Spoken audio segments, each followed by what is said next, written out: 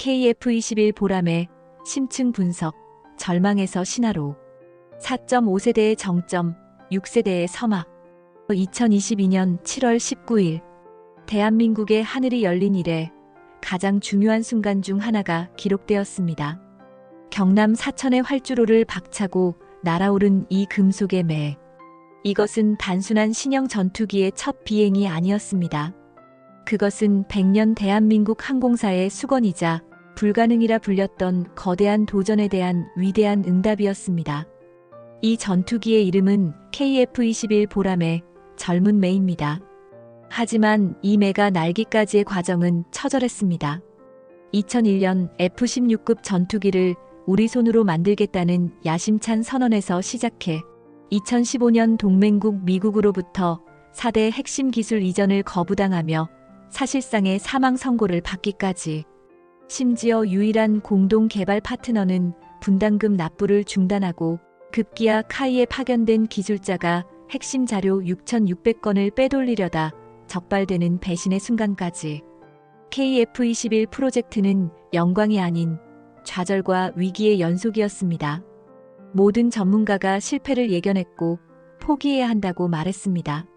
하지만 오늘 KF-21은 2026년 실전 배치를 목전에 둔 채 1,000회가 넘는 혹독한 시험 비행을 단 한 건의 사고 없이 완료하며 전 세계 군사 전문가들로부터 현존 최강의 4.5세대, 아니 사실상의 4.9세대 전투기라는 경이로운 평가를 받고 있습니다.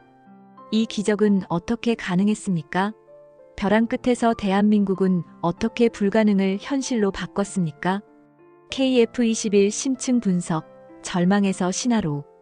본 보고서는 KF-21 보람의 처절했던 개발 과정, 경쟁 기종을 압도하는 핵심 기술, 동북아의 하늘을 바꿀 전략적 의미, 그리고 5세대와 6세대를 향한 진화의 로드맵까지 정량적, 정성적 데이터를 기반으로 그 누구도 말하지 않았던 KF-21의 가장 깊은 실체를 분석합니다. 이 보고서의 목적은 단 하나입니다. 수많은 사람이 이 젊은 매에 담긴 사실적 실체와 그 개발자들의 피와 땀을 마주하게 하는 것입니다. 파트 1. 불가능을 향한 도전, KF-X 프로젝트의 명암. 챕터 1. KF-X의 서막, F4 팬텀의 눈물과 120대의 수건. KF-X 프로젝트, 즉 한국형 전투기 사업의 시작은 화려함이 아닌 절박함과 눈물이었습니다. 대한민국 공군은 2024년 현재 약 410여 대의 전투기를 운용 중입니다. 하지만 이 중 100여 대는 1977년에서 1986년 사이에 도입된 F4 팬텀과 F5 제공호입니다. 하지만 도입 30년, 40년이 훌쩍 넘은 이 기체들은 말 그대로 날아다니는 박물관이었습니다. 문제는 이 박물관이 조종사의 생명을 담보로 비행하고 있다는 끔찍한 현실이었습니다. 2000년 이후 발생한 공군 항공기 추락사고 37건, 그중 무려 51.4%, 즉 19건이 바로 이 F4와 F5 기종에서 발생했습니다. 이 19건의 사고는 단순한 숫자가 아닙니다. 그것은 동료를 잃은 조종사들의 트라우마이자 오늘 이륙하는 전투기가 무사히 돌아올 수 있을지 걱정해야 하는 공군 가족들의 불안이었습니다. 그럼에도 공군은 부족한 전투기 수량을 메우기 위해 이 노후 기종의 수명을 억지로 연장하며 위태로운 비행을 이어가고 있었습니다. 2001년 김대중 대통령은 F-16보다 우수한 국산 전투기를 2015년까지 개발하겠다는 비전을 선포했습니다. 이것이 KF-X 사업의 공식적인 시작이었습니다. 사업의 목표는 명확했습니다. 2032년까지 총 120대의 KF-21을 생산하여 이 100여 대의 위험천만한 노후 기종을 완벽하게 대체하는 것. 이것은 선택이 아니었습니다. 대한민국 영공 수호를 위한 최소한의 생존 조건이었습니다. 챕터 2. 단군 이래 최대 사업, 8조 8천억 원의 베팅. KF-X 사업은 그 규모부터 압도적이었습니다. 언론은 이를 단군 이래 최대의 무기 개발 사업이라 불렀습니다. 이 프로젝트에 책정된 총 개발 예산은 8조 8천억 원, 미화 약 73억 달러에 달했습니다. 이는 단일 무기 체계 개발 비용으로는 대한민국 역사상 전례 없는 규모였습니다.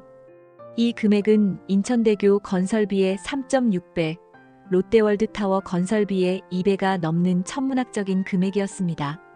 이것은 단순한 예산이 아니었습니다. 대한민국 항공산업의 명운을 건 올인 베팅이었습니다. 천문학적인 비용과 기술적 리스크를 분산하기 위해 한국 정부는 국제 공동 개발 방식을 택했습니다. 2010년 인도네시아가 사업 파트너로 합류했습니다. 비용 분담 구조는 대한민국 정부 60%, 개발 주관사인 한국항공우주산업 카이 20%, 그리고 인도네시아 정부 20%로 결정되었습니다. 인도네시아는 이 분담금의 대가로 시제기 한 대와 각종 기술 자료를 이전받고 자국에서 48대의 KF-21을 현지 생산하기로 했습니다. 8조 원이 넘는 거대한 도박이었지만 카이와 700여 개의 국내 협력업체는 한국 항공산업의 미래를 걸고 이 불가능해 보이는 도전에 모든 것을 걸었습니다. 챕터 3. 발목 잡힌 동맹 파트너의 분담금 미납 사태. 그러나 장밋빛 청사진은 2017년부터 파트너의 배신이라는 암초에 부딪혀 좌초될 위기에 처했습니다. 인도네시아 정부가 자국의 재정난을 이유로 분담금 납부를 중단한 것입니다. 약속했던 1조 6천억 원의 분담금은 기약 없는 공수표가 되었습니다. 2024년 5월 기준 인도네시아가 납부한 금액은 고작 3천억 원, 연체액은 1조 원을 훌쩍 넘어섰습니다. 사업의 20%를 책임지기로 한 핵심 파트너의 지급 중단은 당장 부품을 구매하고 연구비를 집행해야 하는 카이와 700여 협력사의 숨통을 조였습니다. 사업 전체의 재무 건전성이 심각하게 위협받았습니다. 오랜 줄다리기 협상 끝에 2024년 8월 인도네시아의 총 분담금은 기존 1조 6천억 원에서 6천억 원으로 3분의 1 토막 났습니다. 지분율 역시 20%에서 7.5%로 대폭 축소되었습니다. 부족해진 1조 원의 재원은 고스란히 카이와 한국 정부의 몫으로 돌아왔습니다. KFX 프로젝트는 시작부터 혼자 가야 하는 외로운 싸움이 되었습니다. 챕터 4. 신뢰의 붕괴. 인도네시아 기술자 6,600건의 자료를 유출하다. 하지만 재정 문제보다 더 심각한 것은 신뢰의 붕괴였습니다. 돈은 메울 수 있지만 신뢰는 그럴 수 없었습니다. 2024년 1월 카이에 파견되어 우리를 동료라 부르던 인도네시아 기술자들이 KF-21의 핵심 자료를 유출하려다 적발되는 충격적인 사건이 발생했습니다. 이는 단순한 실수가 아니었습니다. 그들은 보안 구역 내에서 핸드폰을 이용해 자료를 무단으로 찍었고 USB 8개에 무려 6,600여 건에 달하는 방대한 자료를 빼돌리려 했습니다. 다행히 유출된 자료는 대부분 정비, 매뉴얼 등 비기밀 자료였지만 문제는 왜 그들이 이런 무리한 시도를 했는가입니다. 배경에는 KF-21에 대한 양국의 동상이몽이 있었습니다. 당초 계약상 인도네시아가 이전받기로 한 기술은 일부 구조 설계 및 제작 분야로 한정되어 있었습니다. 하지만 그들은 분담금을 3분의 1로 깎으면서도 한국이 독자 개발한 A사 레이더나 항전 소프트웨어 같은 4대 핵심 기술을 원했습니다. 한국은 당연히 이를 허용하지 않았습니다. 이는 전략적 미스매치였습니다. 한국은 F-35를 보완할 하이엔드 4.5세대를 원했지만 인도네시아는 F-16을 대체할 저비용 전투기를 원했던 것입니다. 결국 이 사건은 KF-21 개발이 얼마나 험난한 외교전이자 보안전이었는지를 극명하게 보여주었습니다. 파트 2. 죽음의 계곡을 건너 비상까지. 챕터 5. 2015년의 절망. 미국의 4대 핵심 기술 이전 거부. 인도네시아의 배신보다 더 근원적이고 치명적인 위기는 2015년에 찾아왔습니다. 2013년 한국은 차기 전투기 사업에서 록히드 마틴의 5세대 스텔스기 F-35A 40대를 구매하기로 결정합니다. 계약 규모는 7조 3,400억 원에 달했습니다. 당시 정부는 F-35라는 통 큰 구매의 대가로 KF-X 개발에 필요한 25개 핵심 기술을 이전받을 수 있다고 홍보했습니다. 그러나 2015년 4월 미국 정부는 가장 치명적인 4가지 핵심 기술의 수출 승인을 최종 거부했습니다. 2015년 10월 한민구 당시 국방장관이 미국으로 날아가 애슈턴 카터 미 국방장관에게 재검토를 간곡히 요청했으나 펜타곤의 대답은 얼음장처럼 차가운 노였습니다. 이유는 단 하나였습니다. 미국은 자국의 F-35 스텔스 기술을 보호하기 위해 피를 나눈 동맹국인 한국에게조차 전투기의 눈과 뇌를 내어줄 수 없다는 것이었습니다.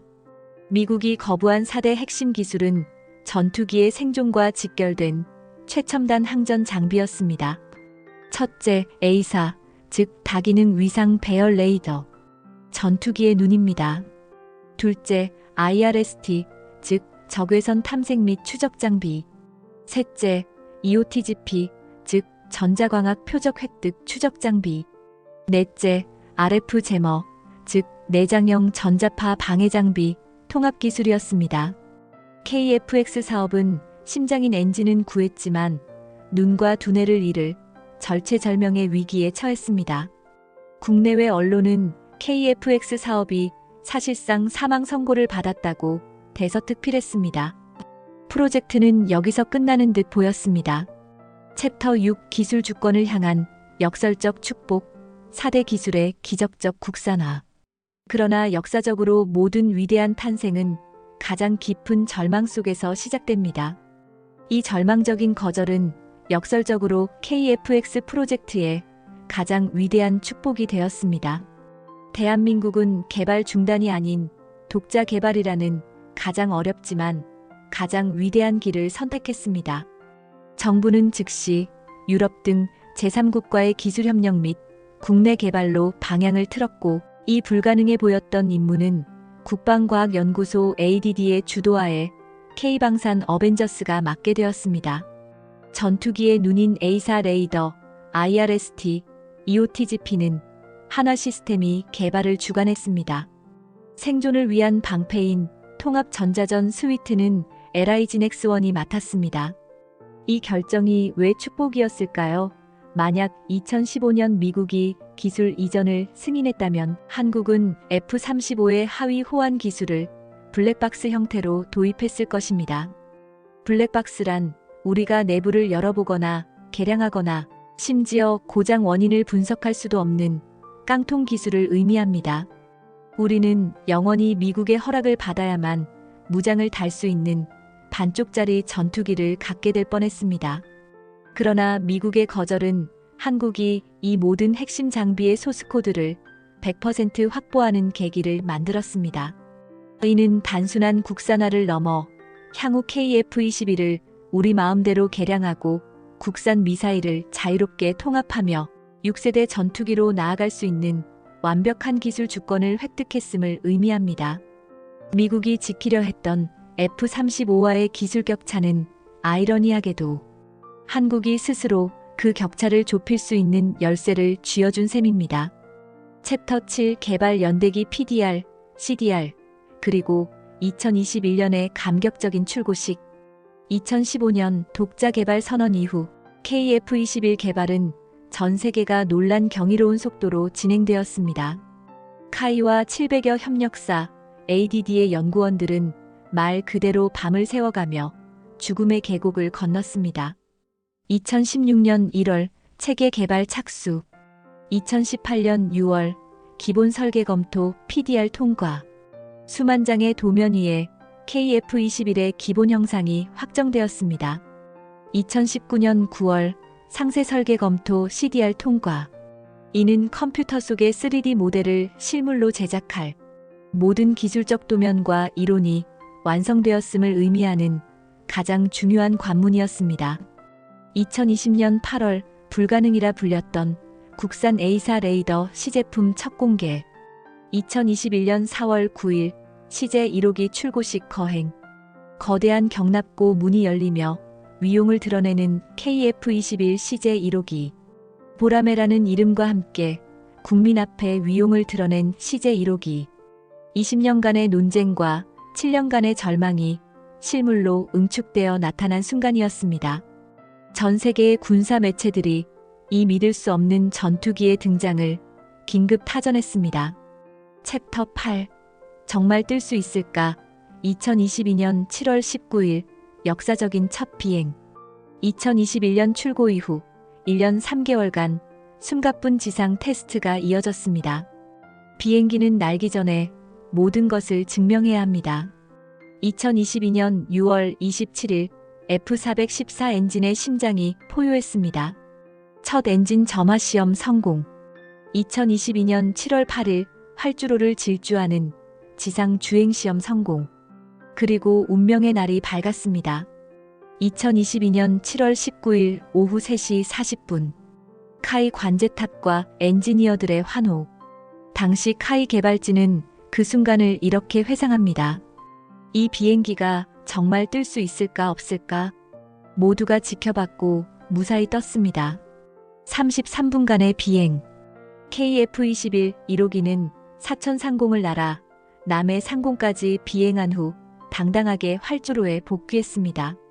미국의 저명한 군사 매체 더워 조는 이륙 직후 흥분을 감추지 못한 채 긴급 기사를 타전했습니다.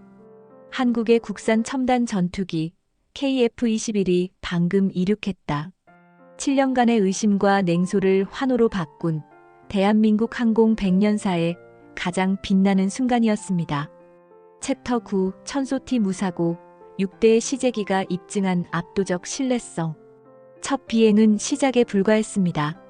전투기 개발은 한 번 나는 것이 아니라 수천 번의 극한 비행을 견뎌내는 과정입니다. KF-21은 총 6대의 시제기를 통해 2026년까지 약 2,000회에 달하는 혹독한 시험 비행에 돌입했습니다. 2022년 9월 28일 랜딩 기어를 접고 비행하는 완전한 비행 성공. 2022년 11월 10일 CJ 2호기, 즉 복자기 초도 비행 성공. 2023년 3월 공중급유 비행 시험 성공. KC-330 시그너스 공중급유기와의 도킹에 성공하며 장거리 작전 능력을 입증했습니다. 2023년 5월 공대공 미사일 미티어 IRIS-T 무장분리 및 발사 시험 성공. 눈과 발톱이 완벽히 연동됨을 증명한 것입니다. 2023년 폭염과 혹한, 폭우 등 극한의 환경에서의 작전 능력 시험을 모두 통과했습니다. 그리고 2024년 11월 28일 KF-21은 마침내 시험 비행 1000번째 소틱, 즉 1000번째 출격을 달성했습니다. 2000회의 목표 중 정확히 절반을 완수한 것입니다. 여기서 주목해야 할 것은 단순한 1000이라는 숫자가 아닙니다. 바로 무사고라는 경이로운 기록입니다. 세계 최강이라는 F-35, F-22, 그리고 러시아의 수-527 등 현존하는 모든 5세대 전투기들은 개발 과정에서 시제기의 추락이나 심각한 손실이라는 아픔을 겪었습니다. 하지만 KF-21은 1000회의 비행 동안 단 한 건의 치명적인 사고도 없었습니다. 이것은 운이 아닙니다. 이것은 KF-21의 기체 설계가 공기역학적으로 매우 안정적이며 비행 제어 시스템의 완성도가 이미 세계적 수준에 도달했음을 데이터로 입증한 것입니다. 이 무사고 1000의 기록은 향후 수출 시장에서 가장 신뢰할 수 있는 기체라는 그 어떤 브로셔보다 강력한 품질 보증서가 될 것입니다. 파트 3 해부 4.5세대의 정점 KF-21 블록 1. 챕터 10 심장 GF414 엔진 마하 1.81을 구현하는 검증된 파워. 지금부터는 KF-21 보라매의 핵심을 해부합니다. 첫 번째는 심장, 즉 엔진입니다. KF-21은 두 개의 제너럴 일렉트릭, 즉 GE의 F414G, 400K 터보팬 엔진을 탑재합니다. 이 엔진은 한화 에어로스페이스가 GE의 라이선스를 받아 국내에서 생산합니다. F414 엔진은 미 해군의 주력기인 FA-18 슈퍼 호넷과 스웨덴의 사부, 그리펜 등에서 30년 가까이 운용되며 신뢰성이 검증된 명품 엔진입니다. 엔진 1기의 추력은 F터버너 가동 시 22,000파운드입니다. 즉, 쌍발 총합 44,000파운드의 막강한 힘을 발휘합니다. 이 강력한 힘으로 KF-21은 최고 속도 마하 1.81, 시속 2200km를 달성했습니다. 일각에서는 왜 신형 엔진을 독자 개발하지 않았는지 비판하지만 이는 KF-X의 가장 현명한 전략적 선택이었습니다. 전투기 개발 시 가장 큰 비용과 시간을 소모하며 리스크가 높은 부분이 바로 엔진입니다. 엔진은 항공기 개발의 무덤이라 불립니다. 검증된 F414를 채택함으로써 KF-21은 개발 리스크와 비용, 시간을 극적으로 단축시켰고 대신 두뇌인 A사와 항전장비 개발에 역량을 집중할 수 있었습니다. 또한 한화 에어로스페이스의 라이선스 생산은 KF-21의 낮은 운용 유지비와 높은 가동률을 담보하는 핵심 요소입니다. 다만 F414 엔진은 현재 블록 1, 2단계에서는 슈퍼크루즈 기능은 지원하지 않습니다. 이는 5세대 전투기와의 명확한 차이점입니다. KF-21 블록 1의 재원은 다음과 같습니다. 전장 16.9m, 전폭 11.2m, 전고 4.7m, 최대 이륙 중량은 25,600kg입니다. 엔진은 GE F414 엔진 2기를 탑재하며 총 추력은 44,000파운드입니다. 최고 속도는 마하 1.81, 시속 2200km에 달합니다. 항속 거리는 2900km, 최대 무장 탑재량은 7700kg입니다. 챕터 11, 메인운 1100개의 모듈, 한화 시스템 A사 레이더의 기적. 지금부터 KF-21의 왕관이자 4대 핵심 기술의 정점, 바로 메인운 A사 레이더를 분석합니다. 이것이 바로 2015년 미국이 절대 줄 수 없다고 못 박았던 바로 그 기술입니다. A사 레이더는 미국, 영국, 프랑스, 스웨덴, 이스라엘 등 전 세계 극소수 국가만이 보유한 최첨단 기술로 F-35의 전투력을 보장하는 핵심 중의 핵심입니다. 한화 시스템이 개발한 KF-21의 A사 레이더는 약 1,000개에서 1,100여 개의 송수신 모듈로 구성되어 있습니다. 이 작은 모듈 하나하나가 독립적인 소형 레이더 역할을 수행하며 수백 개의 주파수 빔을 동시에 방사합니다. 이를 통해 수백 킬로미터 밖의 다중 표적을 동시에 탐지, 추적하며 전파 방해를 회피하는 능력이 기존 기계식 레이더와는 비교할 수 없을 정도로 탁월합니다.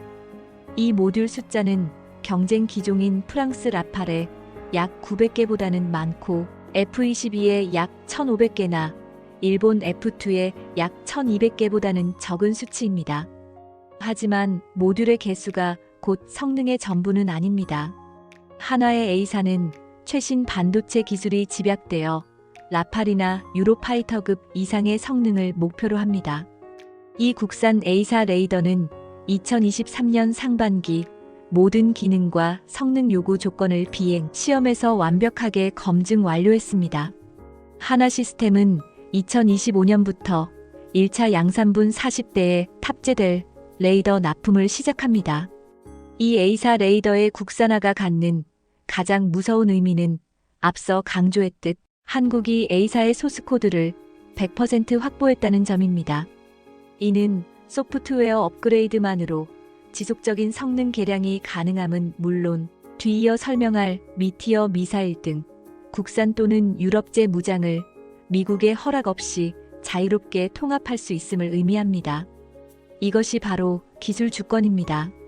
챕터 12 침묵의 감각과 생존의 방패, 국산 IRST와 LIGNX1 EW 스위트, A사 레이더와 함께 국산화에 성공한 나머지 3대 핵심 장비는 KF-21의 생존성과 감각을 5세대 수준으로 끌어올렸습니다. 첫째, IRST, 즉 적외선 탐색 추적 장비입니다. 하나시스템이 개발한 IRST는 전투기의 또 다른 눈입니다. 레이더처럼 전파를 방사하지 않고 적 항공기가 내뿜는 적외선 에너지만으로 표적을 은밀하게 탐지하고 추적하는 침묵의 사냥꾼입니다. 둘째, EOTGP, 즉 전자광학 표적 추적 장비입니다. 역시 하나시스템이 개발한 지상 및 해상 표적, 정밀 타격용 장비입니다. 지상의 개미 한 마리까지 식별하는 저격수의 조준경과 같습니다. 블록 1, 2에서는 외부 장착형 포드로 운용되지만 5세대로 진화할 블록 3에서는 F-35와 유사한 내장형 EOTS로 진화할 예정입니다. 셋째, EW 스위트, 즉 통합 전자전 스위트입니다. LIGNX1이 개발한 이 내장형 생존 장비는 적의 레이더 위협을 탐지하는 RWR, 전파를 방해하는 RF-제머, 그리고 미사일을 교란하는 체프와 플레어가 하나로 통합된 절대 방패입니다. 이 4대 핵심 장비의 국산화는 기적과도 같았습니다. A사 레이더는 하나시스템이 개발 1100여 개의 모듈을 탑재합니다. IRST 역시 하나시스템이 맡아 레이더 전파 없이 적외선으로 은밀히 표적을 추적합니다. EOTGP 또한 하나시스템이 개발, 공대지 정밀 타격을 담당합니다.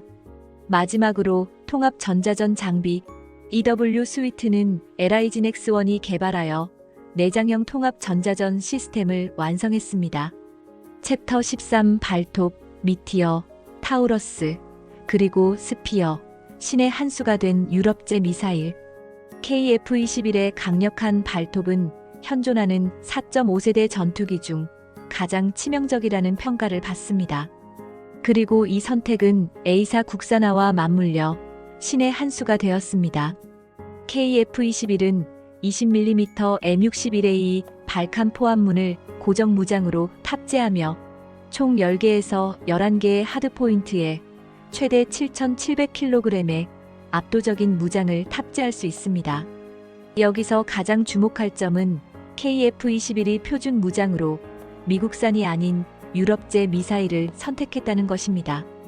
공대공 미사일로는 현존 최강의 BVR 미사일로 불리는 MBDA의 미티어와 독일제 단거리 미사일 IRIS-T를 주력으로 사용합니다. 2023년 이 두 미사일의 실제 발사 시험에 모두 성공했습니다. 공대지 임무를 위한 블록2에서는 독일과 스웨덴제의 장거리 순항 미사일 타우러스와 MBDA의 차세대 정밀 타격 미사일 스피어가 통합됩니다. 스피어는 140km 이상의 사거리를 가진 미니 순항 미사일로 다수의 표적을 동시에 타격할 수 있습니다. 이 외에 LIGNX1이 개발 중인 국산 장거리 공대지 미사일과 한국형 정밀 유도폭탄 KGGB도 탑재됩니다. 왜 미국산 암람이 아닌 유럽제 미티어였을까요? F-16, F-15 등 미국제 전투기는 암람 미사일만 사용하도록 락인 즉 고정되어 있으며 미국은 최신형 암람의 수출과 소스코드 제공을 절대 허용하지 않습니다. 만약 우리가 미국 기술로 A사를 만들었다면 우리도 암람밖에 쓸 수 없었을 것입니다. 하지만 KF-21은 100% 국산 A사 레이더와 국산 임무 컴퓨터를 보유했기 때문에 미국의 허락 없이도 현존 최강의 BVR 미사일인 미티어를 자유롭게 통합할 수 있었습니다. 미티어는 램제트 추진체 덕분에 종말 단계까지 에너지를 유지, 암람을 능가하는 기동성과 사거리를 가집니다.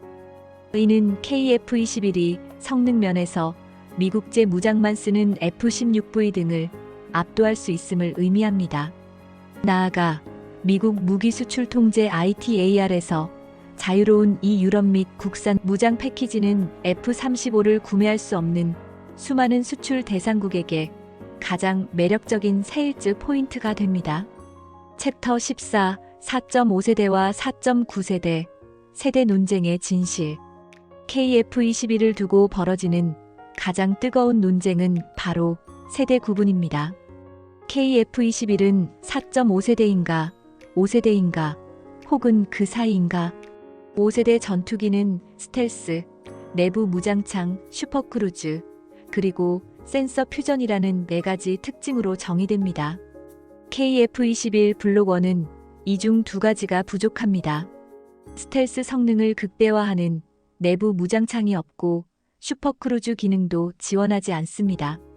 따라서 공식적인 분류는 4.5세대 전투기입니다. 하지만 KF-21은 5세대 전투기의 특징을 압도적으로 많이 채용했습니다. F-22, F-35와 거의 동일한 스텔스 형상 설계, 저피탐 레이돔과 스텔스 도료 적용, 내장형 IRST 및 EW 시스템, 그리고 가장 중요한 5세대급 국산 A사 레이더입니다. 외신은 KF-21은 F-22, F-35와 외형은 유사하나 완전한 스텔스 기능은 없다. F-16이나 F-15EX의 진보된 형태라고 정확히 평가합니다. 레이더 반사 단면적, 즉 RCS 수치로 보겠습니다. 5세대 스텔스기는 0.001에서 0.005제곱미터, 구슬 크기 수준입니다. 4세대 전투기는 0.2에서 0.5제곱미터, 트럭 크기 수준으로 추정됩니다. KF-21 블록 1은 이 중간 단계인 골프공 크기 수준의 RCS를 목표로 합니다. 4세대기보다는 압도적으로 은밀합니다. 이 때문에 강구영 카이 사장은 4.5세대는 과소평가다. 라팔 유로파이터보다 우수하며 5세대에 가까운 4.9세대 전투기라고 강력하게 주장합니다. 이는 마케팅 용어일 수 있으나 KF-21이 4.5세대 기체에 5세대 두뇌를 탑재하고 5세대로 진화 잠재력을 가진 전 세계에서 유일무이한 하이브리드 플랫폼임을 강조하는 가장 정확한 표현입니다. 파트 4. 대한민국 공군의 미래 전략. 챕터 15. ROKAF의 하이로 믹스 F-35 스텔스 창과 KF-21 미사일 트럭. 그렇다면 KF-21은 대한민국 공군 내에서 어떤 역할을 맡게 될까요? F-35가 있는데 왜 KF-21이 120대나 더 필요할까요? 대한민국 공군은 이미 세계 최강의 스텔스기이자 하이엔드 플랫폼인 F-35A를 40대 운용 중이며 20대를 추가 도입할 예정입니다. KF-21은 F-35를 보완하는 미들급 플랫폼으로 기획되었습니다. 공군 전력이 고가의 스텔스기로만 구성되는 것은 극도로 비효율적이라는 군 관계자의 지적처럼 F-35는 압도적인 스텔스 성능을 가졌지만 치명적인 약점이 있습니다. F-35는 대당 1억 1천만 달러, 우리 돈 약 1,400억 원이 넘는 획득비와 시간당 4만 2천 달러, 약 5,500만 원에 달하는 막대한 운용 유지비가 부담입니다. 또한 스텔스를 위해 무장을 내부 무장창에만 탑재해야 하므로 무장량이 극도로 제한됩니다. 여기서 KF-21의 진정한 전략적 가치가 드러납니다. KF-21은 7.7톤의 막대한 외부 무장을 탑재하는 미사일 트럭 역할을 수행합니다. 현대 공중전은 네트워크의 싸움입니다. 대한민국 공군의 F-35A가 적진 깊숙이 침투하는 스텔스 창이자 지휘소 역할을 맡습니다. F-35A는 자신의 위치를 노출시키지 않기 위해 레이더를 켜거나 직접 미사일을 쏘는 대신 탐지한 적기 정보를 데이터 링크를 통해 후방의 KF-21 편대에 전송합니다. KF-21은 F-35A라는 스텔스 눈이 제공한 정보를 바탕으로 자신은 레이더를 켠 채 미티어 등 장거리 미사일을 대신 발사하는 슈터 역할을 수행합니다. 이는 F-35의 생존성과 KF-21의 화력을 동시에 극대화하는 가장 효율적이고 경제적인 하이로우 믹스 전술입니다. KF-21은 F-35의 킬 카운트를 폭발적으로 증가시킬 전략적 증폭기입니다. 챕터 16. 동북아의 균형추 제20 F-15J 사이의 전술적 가치. KF-21 120대의 배치는 북한 공군력을 압도하는 것을 넘어 동북아 전체의 군사 균형을 뒤흔드는 게임 체인저가 될 것입니다. 현재 동북아는 전 세계에서 가장 치열한 5세대 전투기들의 각축장입니다. 중국은 5세대 스텔스기 J-20을 실전 배치했으며 항모 탑재용 J-35의 배치를 서두르고 있습니다. 일본은 F-35A와 B를 140대 이상 대량 도입 중이며 차세대 FX 전투기를 개발 중입니다. 러시아 역시 수호이 57을 배치하고 수호이 75 체크메이트를 개발하고 있습니다. 이 숨막히는 경쟁 속에서 대한민국이 보유한 F-35A 40대와 추가 도입 20대만으로는 이들 주변국의 물량을 감당하기 어렵습니다. 질적으로는 우수하지만 양적으로는 열세에 몰릴 수밖에 없습니다. 2032년까지 KF-21 120대가 실전 배치된다는 것은 대한민국 공군이 동북아에서 수적 균형을 맞추고 독자적인 작전 수행 능력을 확보하는 전략적 균형추 역할을 하게 됨을 의미합니다. KF-21은 F-35와 함께 그 어떤 나라도 대한민국 영공을 감히 넘볼 수 없게 만드는 가장 강력한 억제력이 될 것입니다. 파트 5. 진화 5세대와 6세대를 향하여. 챕터 17. 5세대로 가는 길. KF-21EX와 내부 무장창 개발 계획. KF-21은 4.5세대에 머무르지 않습니다. 이 프로젝트의 가장 무섭고 위대한 점은 5세대로 진화하는 명확하고 현실적인 로드맵을 가졌다는 것입니다. 로드맵은 명확합니다. 첫째, KF-21 블록 1입니다. 2026년부터 배치될 공대 공임무 전용 기체입니다. 둘째, KF-21 블록 2입니다. 2028년부터 타우러스, 스티어 등 정밀유도 무기를 통합 완벽한 공대지 임무 능력을 갖춘 다목적 전투기로 진화합니다. 셋째, KF-21 블록 3, 즉 KF-21EX입니다. 2030년 이후를 목표로 하는 본격적인 5세대 스텔스 기로의 진화입니다. KF-21EX의 핵심 업그레이드는 스텔스 성능의 극대화입니다. 첫 번째 핵심은 내부 무장창 적용입니다. 카이는 KF-21을 설계할 단계부터 동체 하부의 내부 무장창을 위한 공간을 미리 확보해 두었습니다. 블록 3에서는 이 공간에 무장창을 탑재, 레이더 반사 면적을 비약적으로 낮춥니다. 두 번째는 EOTS 내장입니다. F-35와 유사한 다이아몬드 형태의 내장형 전자광학 타겟팅 시스템을 기수 하단에 탑재합니다. 세 번째는 스텔스 형상과 소재입니다. 레이더 반사 면적 저감을 위해 캐노피와 레이돔 형상을 변경하고 스텔스 도료와 구조물을 전면 확대 적용합니다. 한국 정부는 이 블록 3 업그레이드에 이미 약 6천억 원의 예산을 투입하기 시작했습니다.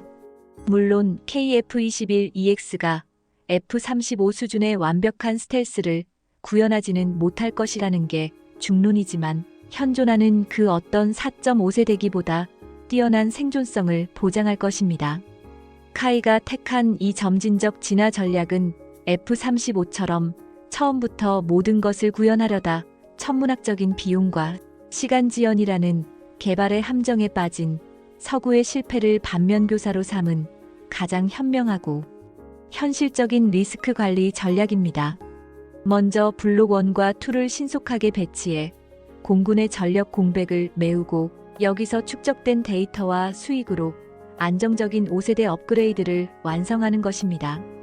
챕터 18. 6세대의 서막, 로열 윙맨과 유무인 복합체계. KF-21의 진화는 5세대에서 멈추지 않습니다. 이미 6세대를 향한 서막이 올랐습니다. 6세대 전장의 핵심은 유무인 복합체계, 즉 MUMT입니다. 유인 전투기가 AI가 탑재된 무인 전투기 편대를 지휘하는 것입니다. 카이와 ADD는 이미 KF-21과 연동될 로열 윙맨 무인 전투기 개발을 본궤도에 올렸습니다. 이 시나리오에서 KF-21, 특히 처음부터 개발된 복자기 버전은 조종사가 조종에만 전념하는 동안 후방석의 무기 통제사가 무인기 편대의 두뇌이자 지휘 관역할을 수행하게 됩니다. KF-21 블록 3에 탑재될 AI 기반 임무 컴퓨터와 국산 데이터 링크는 이 유무인 복합 체계를 구현할 핵심 기술입니다. 또한 한화 에어로스페이스는 6세대를 위해 현재 F414를 능가하는 한국형 차세대 엔진 개발에 착수했습니다. 이 차세대 엔진은 슈퍼크루즈 기능과 비약적인 추력 향상을 제공할 것입니다. 즉, KF-21은 개발 완료 시점부터 이미 6세대 전장의 지휘 노드로 활약할 확장성을 염두에 둔 경이로운 미래형 플랫폼입니다. 파트 6 K방산 세계 시장을 겨누다. 챕터 19 경제성의 승부 KF-21대 라팔 유로파이터 그리펜 KF-21의 마지막 그리고 가장 강력한 무기는 타의 추종을 불허하는 경제성입니다. 현대 무기 체계는 획득비 30%보다 운용 유지비 70%가 더 중요합니다. 전투기는 사는 것보다 유지하는 것이 훨씬 더 비싸기 때문입니다. KF-21은 이 두 마리 토끼를 모두 잡는 것을 목표로 합니다. 즉, 기체 가격은 약 6,500만에서 8천만 달러로 추산됩니다. 시간당 운용 유지비는 2만 달러 미만을 목표로 합니다. 이를 경쟁 기종과 비교해 보겠습니다. F-35A는 획득비 1억 1천만 달러, 시간당 운용비 약 4만 2천 달러입니다. 유로파이터 타이푼은 획득비 1억 달러 이상, 시간당 운용비는 무려 6만 달러에 육박합니다. 다소 라팔은 획득비 1억 달러 이상, 시간당 운용비는 약 2만에서 2만 8천 달러입니다. F-16B는 획득비 6천만 달러 이상, 시간당 운용비 약 2만 5천 달러입니다. 데이터는 명확한 결론을 보여줍니다. KF-21은 4.5세대 최상급인 라팔이나 유로파이터의 성능과 무장량을 제공하면서 운용 유지비는 F-16B나 라팔과 비슷하거나 더 저렴합니다. 유로파이터나 F-35에 비해서는 운용 유지비가 절반 이하입니다. 즉, KF-21은 4.5세대 최상급 성능을 F-16급 유지비로 운용할 수 있는 2030년대 시장에서 유일한 신형 쌍발 전투기입니다. 챕터 20 가성비 왜 세계는 KF-21을 주목하는가? 이 압도적인 가성비는 세계 전투기 시장의 판도를 바꿀 잠재력을 지닙니다. F-35는 현존 최강이지만 미국이 허락한 동맹국만 구매할 수 있는 정치적 무기이며 그마저도 천문학적인 유지비를 감당해야 합니다. 라팔과 유로파이터는 훌륭하지만 너무 비쌉니다. KF-21의 포지셔닝은 F-35를 살 수 없거나 F-35가 너무 비싸거나 혹은 노후화된 F-16을 대체하려는 전 세계 모든 국가를 위한 최적의 대안입니다. 한 미국 시장 분석가는 KF-21을 이렇게 비유했습니다. KF-21은 메르세데스 S클래스, 즉 F-35는 아니지만 가격 대비 성능이 가장 뛰어난 제네시스 G70과 같다. KF-21은 F-35의 하위 호환이 아니라 F-16B의 상위 호환이자 라팔, 유로파이터의 가성비 대체제로서의 틈새 시장을 정확히 공략합니다. 특히 국산 A사와 유럽제 미티어 미사일의 조합은 미국과 유럽의 틈새를 파고드는 완벽한 전략입니다. 이미 폴란드, 아랍에미리트, 말레이시아, 태국 등 수많은 국가가 KF-21에 지대한 관심을 보이고 있습니다. 특히 필리핀 공군의 차기 전투기 사업에서 KF-21은 로키드 마틴의 F-16과 최종 후보로 경합 중입니다. 1차 10대, 최종 40대 규모의 이 사업 수주 여부가 K방산 수출 신화의 첫 장이 될 것입니다. 챕터 21 결론 K방산 어벤져스 600개 기업이 이뤄낸 산업혁명 KF-21 보람의 사업의 최종 의의는 단순한 전투기 개발이 아닙니다. 그것은 대한민국 방위산업 생태계의 완성이자 거대한 산업혁명입니다. KF-21 사업의 국산화율은 65%에 달합니다. 이 전투기 한 대를 만들기 위해 600개에서 700개에 달하는 국내 중소중견 협력업체들이 함께 피와 땀을 흘리며 성장했습니다. T-50 훈련기 일대는 소나타 1250대의 부가가치를 창출한다는 말처럼 첨단 항공산업의 파급 효과는 상상을 초월합니다.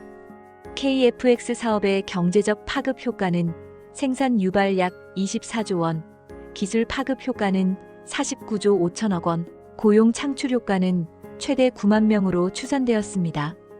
2025년 카이, 한화에어로스페이스, 하나시스템, LI진엑스원은 KF-21 수출 경쟁력 강화를 위한 K방산 어벤져스 업무 협약을 체결했습니다. 카이, 한국항공우주산업은 체계 총괄과 기체 설계를 맡습니다. 한화에어로스페이스는 F414 엔진의 면허 생산과 차세대 엔진 개발을 담당합니다. 하나시스템은 A사 레이더, IRST, EOTGP 등 핵심 센서를 공급합니다. LI진엑스원은 통합 전자전 스위트와 유도 무기를 책임집니다.